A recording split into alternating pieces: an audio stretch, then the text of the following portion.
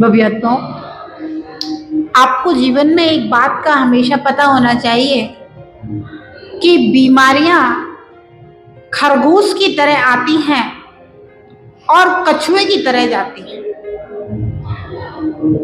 खरगोश की चाल बहुत तेज है, ऐसे ही बीमारियां कब आ जाती हैं पता ही नहीं चलता, लेकिन हमें उनका ट्रीटमेंट करते करते उनके जाने में बहुत लंबा समय लगता है।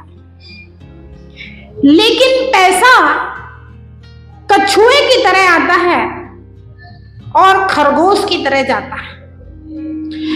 पैसे को आने में टाइम लगता है धीरे धीरे, लेकिन जाने में पता ही नहीं चलता है कि कौन से रास्ते से पैसा निकल गया।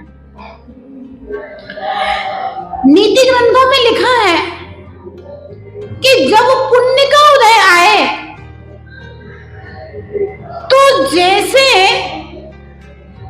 नारियल में पानी कहां से आ जाता है पता नहीं चलता, ऐसे ही पैसा किस रास्ते से आएगा, तिजोरियां कैसे भर जाएंगी पता नहीं चलेगा। लेकिन जिस दिन पाप कर्म का उदय आएगा उस दिन हाथी जो होता है वह कैथा खाता है। कैथा एक कपित्थ नाम का फल होता है। अगर हाथी 400 ग्राम का कैथा खाता है तो हाथी के जठराग्नि में ऐसी क्षमता होती है कि कैथे में एक सुई के बराबर भी छेद नहीं होता है, लेकिन हाथी की जठराग्नि कैथे के अंदर के पूरे गूदे को एब्जॉर्ब कर लेती है, खींच लेती है, और हाथी के मल में कैथा बिल्कुल सजा का सजा निकलता है। देखो जैसा खाया था वैसे ही, लेकिन अंदर से एकदम खोखला हो जाता। ऐसे ही कहा कि जिस दिन पाप कर्म का उदय आएगा उस दिन पैसा किस रास्ते से चला जाएगा पता ही नहीं चलेगा। पुण्य का उदय होगा तो पैसा कहां से आसमान में से बरस रहा है, कहां से आ रहा है पता ही नहीं चलेगा। इसलिए संपत्ति चली जाए तो परमात्मा को मत छोड़ना, संपत्ति आ जाए तब भी परमात्मा को मत छोड़ना, क्योंकि संपत्ति आई और अहंकार के कारण परमात्मा को छोड़ दिया तो व्यसनों में फंस जाएगा और वह संपत्ति ही विपत्ति का कारण बन जाएगी, संपत्ति ही दुर्गति का कारण बन जाएगी।